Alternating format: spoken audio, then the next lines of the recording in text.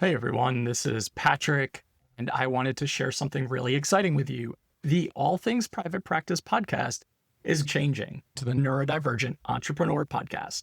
When I discovered that I was autistic ADHD 5 years ago, everything changed for me. It's wild because at that point in time, my career had just taken off. Over these last few years, I've done a lot of deconstruction, worked through a lot of internalized ableism, learned as much as I can about neurodiversity in general, and I really want to start unpacking what it means to be a neurodivergent entrepreneur.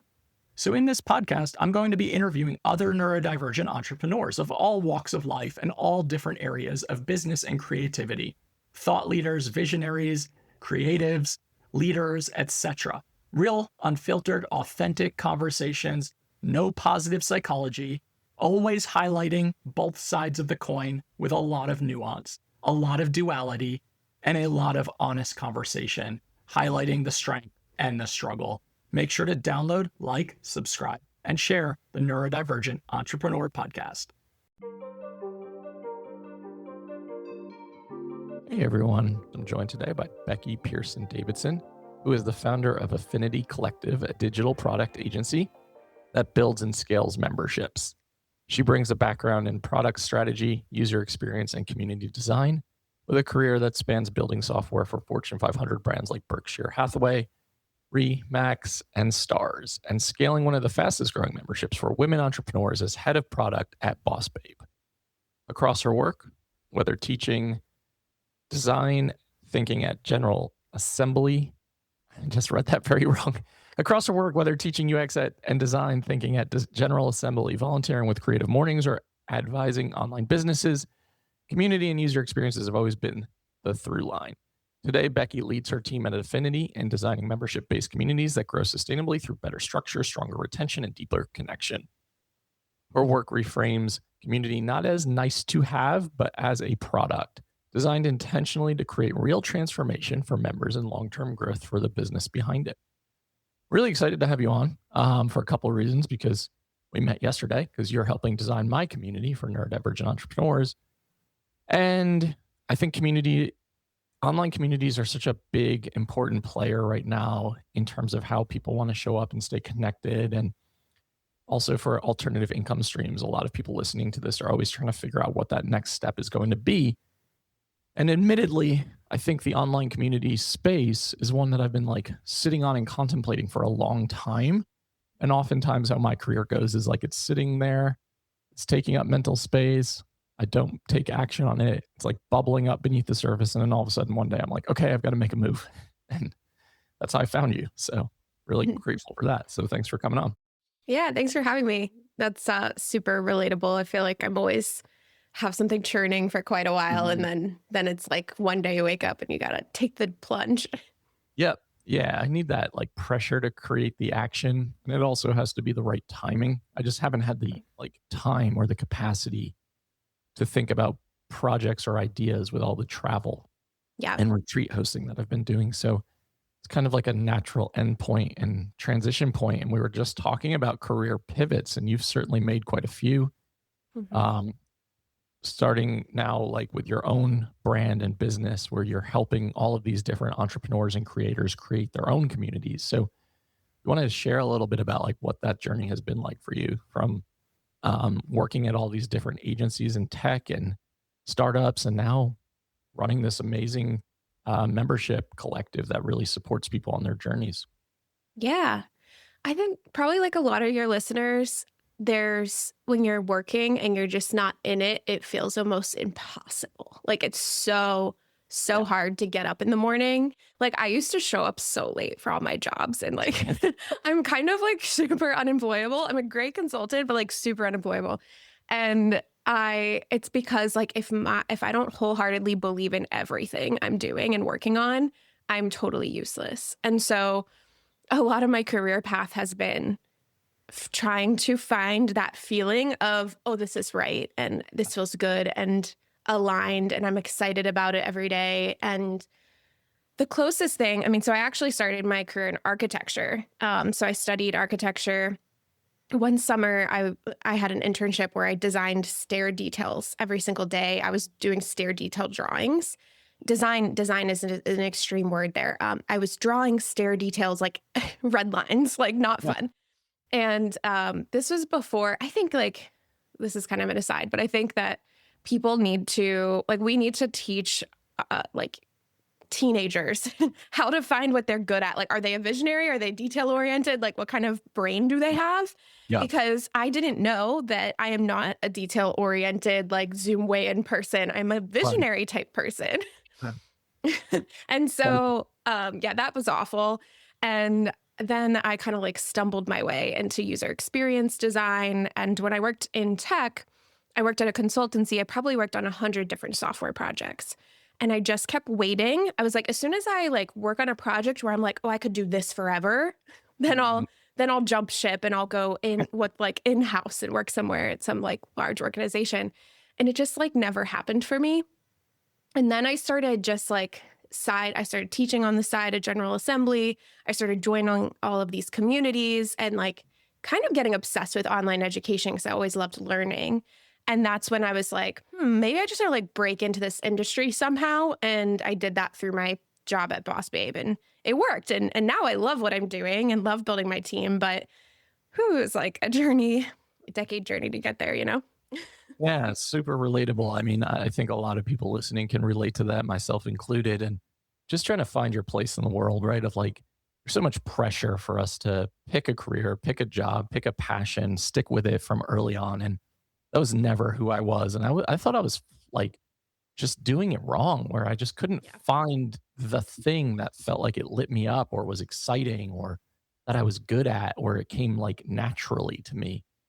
And I think that for a lot of us, it's so hard to tell younger people, like, you've got to figure this out by the time you're like 18, 19, 20, 21. I mean, I don't even think I figured it out until like 3, 4 years ago, if I'm being honest. And it took a lot of trial and error. Definitely relate to like not feeling employable at all and just have to have control over my situation and environment and scenario because like otherwise, I really feel like the walls are closing in quite a bit, and I really struggle in those workspaces. So I get that for sure. So now that you're doing what you're doing, tell the audience a little bit about what that looks like for you and like what your day to day is, because I think a lot of people listening have probably flirted with the idea of building an online membership. Mhm. I had a pretty large Facebook group for a while and it got too overwhelming, just moderation and like I'm very good at building community and connection, but I knew I wanted to take it off of Meta for a lot of reasons, but I just didn't. My struggles are definitely executive functioning related, especially when it comes to like you're mentioning the details. So if I saw here's a list of how to build a community, I would look at that list and be like, yeah, I'm not fucking doing this. And I would just delete it or throw it away or whatever. So finding you and your team who are going to take on all of the things that my brain does not do well was a godsend for me. So like tell us a little bit about why communities, why are they like really thriving right now? What are you seeing behind the scenes? Like tell us anything you want about that. Yep. Community for me in the beginning, well, it still is. Like I want to work with people that want to make an impact. And for me, I was like, I could build anything. I've just built 100 different types of software like businesses. And it's like, so what do I want to focus on? And community spans so many industries. So it still scratches that itch for me of like continuous like learning and changing my mind and following the thread or whatever. But the underlying like root is the community experience, which for me is all about bringing people together that have a shared goal, shared interest. They're they're like desiring human connection. We need that more than ever. We need to like get off these horrible social platforms and like get into spaces that actually fuel our brain and not Yeah. break it down. Yeah. Um, so a lot of, my intention is around I have this quote on my computer, like on my background on my screen. It says, businesses built on community are the future, because I really believe that. And especially right now, like with technology evolving and everything that's happening, Yeah. we we need that human Yeah. connection to survive in a happy way, a good way. Yeah. um, so my day to day, I've also like designed my business and I wholeheartedly believe we get to like design our lives, which is why I never gave up on like just trying to find the right thing for me. And I've designed my business in a way that I get to zoom out and look at the patterns across all these different communities, start to see the trends. I make content myself. And then I do a lot of the sales and marketing, and I help my clients with setting their strategies. But then my team takes over and they do all the execution and the details because I'm the same. Like, I can't do the Right. details. Yeah. So that's really what we do, is like we set strategies, and a lot of people, can set up a community platform, one of these out of the box platforms, like you're building yours on Circle. But what my team brings is like the thoughtful strategy, not just the execution, because communities, what people get wrong is they think they can just set up a forum. Sure. And the reality is you actually need to design a thoughtful member journey and an experience for people, and customize it. And we spend a lot of time talking about personalization, because that's how your members will be successful, is when they feel like, oh, this was designed for me. Yep. That's really well said, that last point for sure, because you're right. I think a lot of people just choose a platform. All of a sudden, they think, I'm going to create this forum. People are going to instantaneously be engaging. It's going to start to thrive. And that's not likely. I mean, you would really have to catch lightning in a bottle for that to be like the perfect storm scenario. You really do have to have like kind of a roadmap in terms of how you're going to set it up and structure it. And that's why I really enjoyed working with y'all about this, because the thoughtfulness is really important, even as someone who's built big communities. Like, I have built big communities by kind of destroying myself, by putting too much of myself into what I've been creating. And that's been really hard, because when you kind of set the precedent or tone that you're just going to be live and available and accessible all the time, Mhm. starts to kind of consume you in a way energetically that was the exact opposite of what I was looking to do. And it's funny, after we got off our call yesterday, I had a lot going on. So, like I already told you, I was admittedly not really paying attention. And thank God Jenna, my OBM, was there taking notes. But like, I immediately got off of that call, and I went into my Substack, the ADHD Journeys. Make sure to follow that if you're on Substack. Um, and I saw a comment like that was about, what do you want to see out of community? And I'm building this neurodivergent entrepreneur community, et cetera. And I saw someone respond that was like, community doesn't work. All it is just another platform for people to log into. Nobody engages. Nobody tells you this. Nobody ever makes money on these things. And I was like, man, what weird timing for that like comment to happen. And I know that is not true, because one of my best friends, Maureen Herman, um, has the group practice membership exchange, and she's had it for a decade plus. And it's just been one of the most vibrant communities in the mental health space for a very long time. And it's so robust. Like, there's so much resource in there. It's so supportive. It's so helpful. And I believe she was doing this way before community really was taking off. And when I look at her stuff, I'm like, damn, could I ever make anything as useful as this and packed full of resource? And I think I could, but like, she has put blood, sweat, and tears into that thing. And I know it generates revenue from personal convos with her. And I just think that a lot of people are starting to realize, like, I want to take my business off Meta. I'm really good at this. I don't know how to structure and set this up in a way where I know how to support people. Or would people even think this was like worth purchasing or subscribing to? And I think you have to work through that and really get clear on what that message and that goal is, and who your ideal like community and target pop is. Because if you don't have that, it's going to feel really murky, and it's going to feel like, yeah, I can't make sense of where to go from here. Yeah, I think there's also a really important distinction that community is a long game. And I don't mean that in the sense that like it's going to take you a long time to grow your membership. I mean that in the sense that you've been building community for a long time. You Yeah. are a connector, you've been hosting retreats, you've been building an audience, not just community. So like that is part of the long game. And so the only time where I'm like, yeah, it's not going to work right out the gate is when Yeah, you're really starting from scratch. Cause for again, sure. it's a long game, and it's just like putting money in the stock market. Like, it's a compounding effect.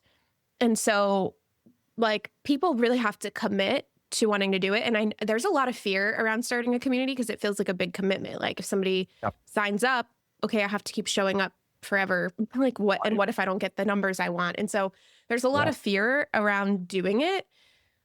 But if it makes sense for your business, like, I mean, I think it makes so much sense for where you're at with like, okay, we're Yeah. not going to host retreats for a while. I'm focusing on these Yeah. other projects, like a perfect moment opportunity.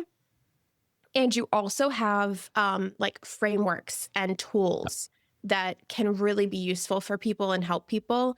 And so, like, people that are doing any kind of like education, coaching, those kind of aspects to their membership model, or even like community of practice where we're like bringing people together to do a project or do work together. You need to have some level of experience with like facilitation, or you have a framework that you use with your Yeah. customers. Like all of this stuff is important for it to work. Like not anybody off the street can just go and build a community online and have it be a really successful high paying membership. And I'm also really straight with people about whether or not it will work. So if you're wondering, like reach out to me. But yeah, Yeah. like it's important to consider where you're at. Are you willing to play the long game and also design it in a way that is going to work for you and how you like to show up?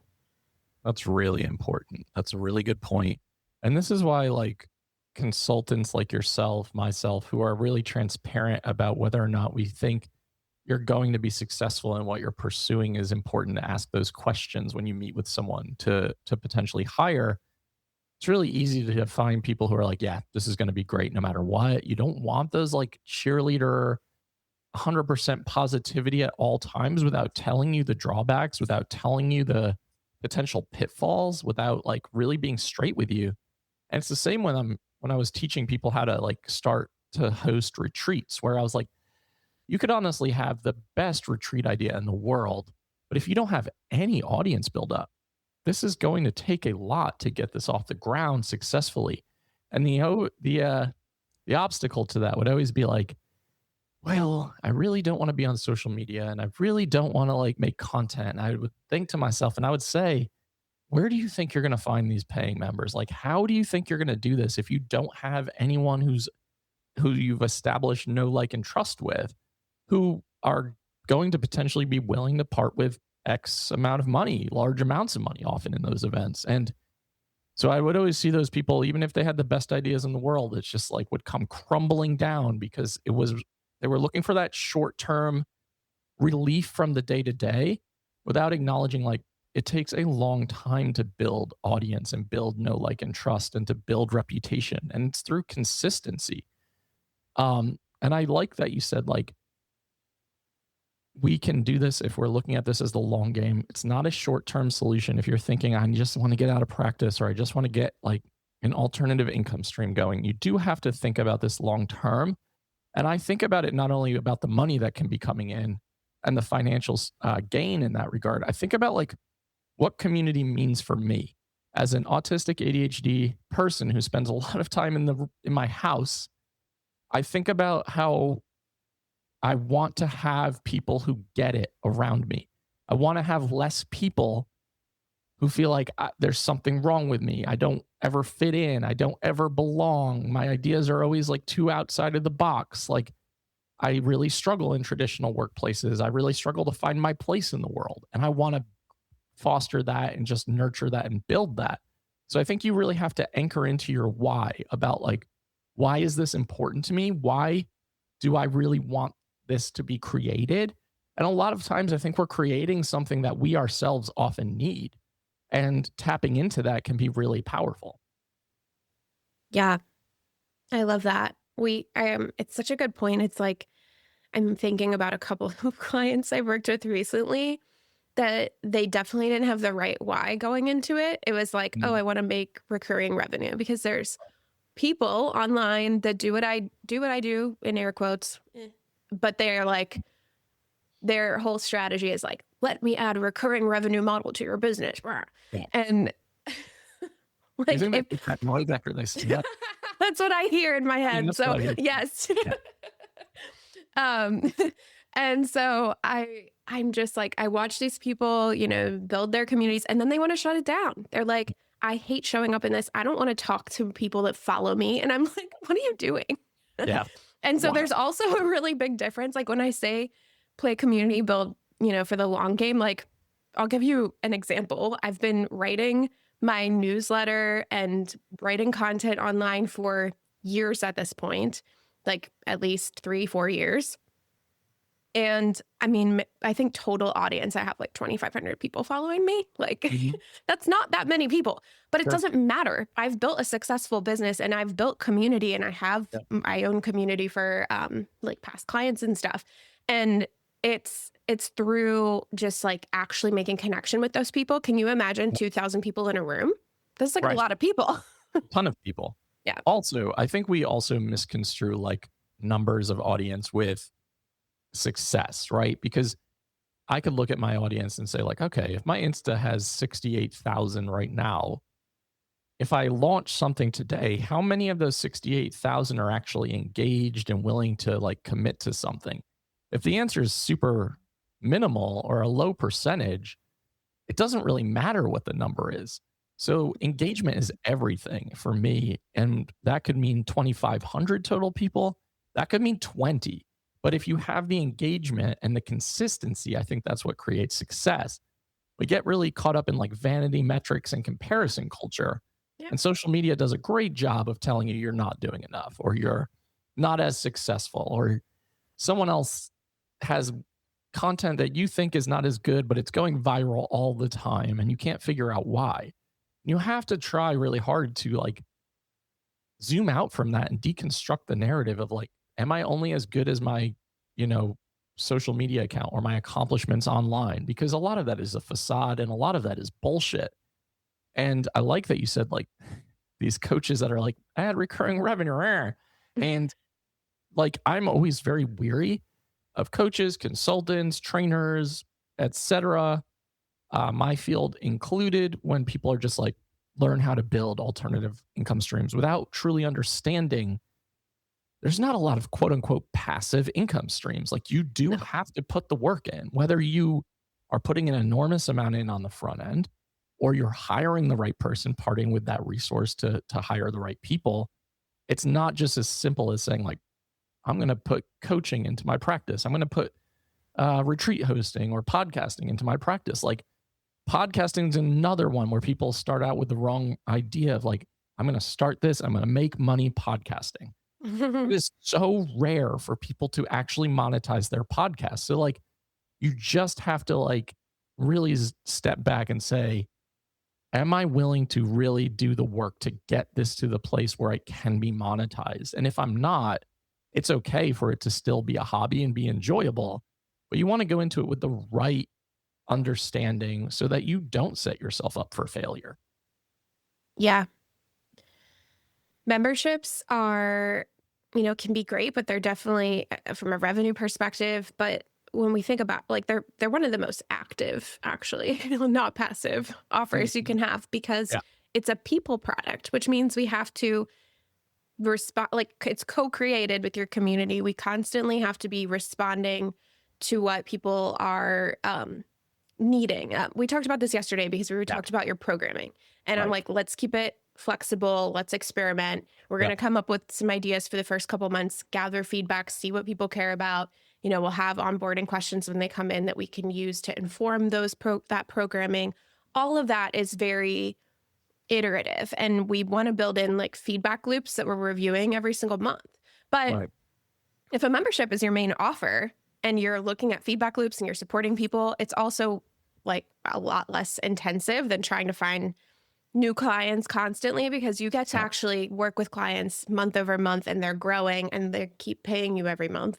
And so, I mean, yeah, like plenty of benefit around the recurring revenue aspect of it. Yep. But it's a very active product. Like Yeah. make no mistake. Yeah. You have to be involved. And one thing I used to do unknowingly and unintentionally when I had my Facebook group going was I would be asking like engagement based open ended questions in the group all of the time. And I didn't know what I was doing was driving engagement and creating like almost this situation where people were expecting these types of questions at each time of each day. And you would have hundreds of people responding to things as simple as like, what's your favorite thing to drink in the morning? What's your favorite place you've ever been for vacation? And none of it even had to do with private practice. But all of a sudden we had this active Facebook group that was just constantly like full of engagement. I was like, damn, I'm just doing market research. I realized I'm like, I never even understood what I was doing in those moments.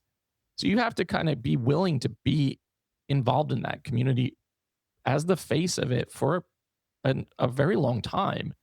And I think you have to think about, do I have the capacity to truly commit to that? If you are thinking about building community, for those listening, like at home, what's a good starting point? Like, what are a couple of things like you need to know this in order to even start actively thinking about building community? Like, do we need the target audience? Do we need the theme? Like, what feels the most important for people?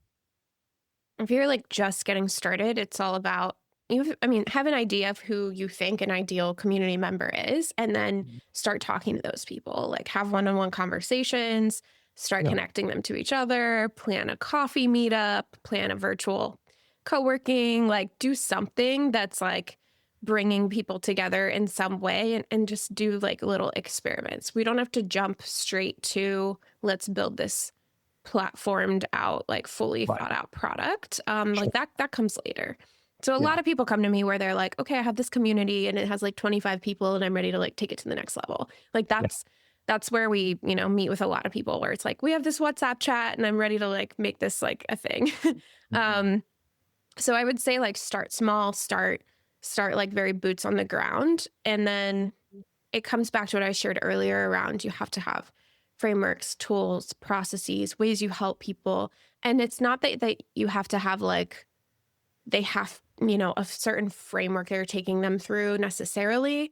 If you want to bring people together for more of a practice, like we've talked about your community being like a community of practice where people can Yeah, come and work together and right. work through their challenges. And it's more about showing up every month and the consistency of building that out. Like that's totally valid. And also like more of a transformative experience is also totally valid. So there's kind of like Right. two categories, but you kind of want to have an idea of what you're building. But all of that comes from having conversations and learning from people what they need and what their challenges are and what they care about and how you can really connect them and create these like shared conversations and experiences. Yeah, that's great advice for everyone listening. I know that early on when I started all things private practice, I probably could have built an online community for private practice therapists who were doing exactly what we were doing in my Facebook group every single day. And I'm honestly really glad that I didn't. Maybe not so much financially. I feel like it would have been really beneficial in a lot of ways. But we talked about pivoting and adapting before we started recording. And I know that's not really my target audience anymore in terms of like what I enjoy doing. Yeah. So it's fascinating when you allow yourself to go on that journey in the entrepreneurial sense of like, when does the right fit make the most sense? And I think for me, spending a lot of time with more neurodivergent entrepreneurs over the last couple of years and just getting a better understanding of my own neurodivergence and being a good community connector and a good leader in a lot of ways, that it just felt like the perfect timing.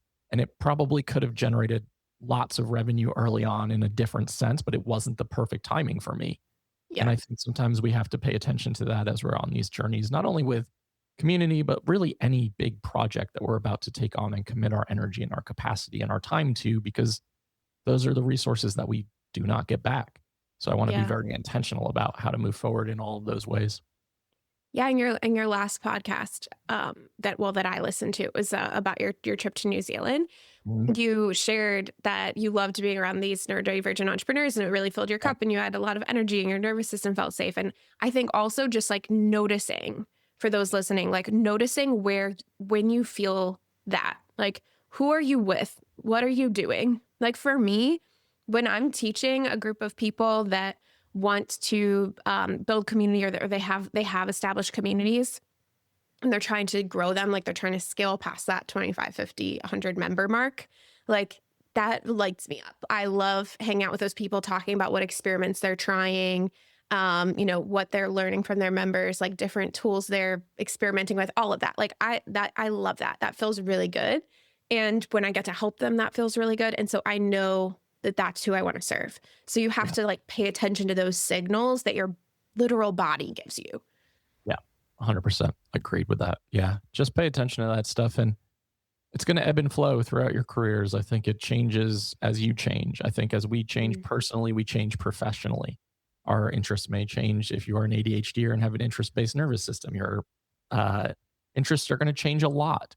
So just really paying attention to when does it feel like the right feeling or the right energy or the right group. And that will reveal itself the more that you put yourself in these situations and in these rooms. So, really cool combo. And I appreciate all of your help on the back end. And I'm excited to get my neuropreneur community going in early June. So if you want to get on the wait list for that, make sure you are on my Insta or on my link tree or on my website. And if you are interested in working with Becky, she can share every place that you can do that. Yeah, so my company is called Affinity Collective. You can go to our website, affinitycollective.co. I also have a podcast all about community. It's like a voice note style show. It's like 5 to 10 minute episodes, so definitely Well, bite size. It's called Build with Becky, so you can find that anywhere. And then on Instagram, I'm Build W Becky, and I'm also on LinkedIn if you hang out there. cool. We'll have all of that in the show notes so you have access to everything Becky listed. And if you are thinking about hiring someone to help you build community, especially circle builds, Becky is your person, and I can't recommend her enough. So thank you Thank so you. much for coming on and for all of your help with my journey as well. Thanks, Patrick. I can't wait for the Neuropreneur community launch. Thank you. And everyone listening, make sure to follow me on Substack, AuDHD Journeys. You can also come to my summit in Portland, Maine, the third annual Doubt Yourself, Do It Anyway Summit, September 1st to the 3rd. All my links are on my Insta, my socials, and my website. Doubt Yourself, Do It Anyway. We'll see you next week. All right, everyone. Thanks for listening to the Neurodivergent Entrepreneur Podcast. New episodes are out on Wednesdays on all major platforms and YouTube. You can like, download, subscribe, share, doubt yourself, do it anyway. And we'll see you next week.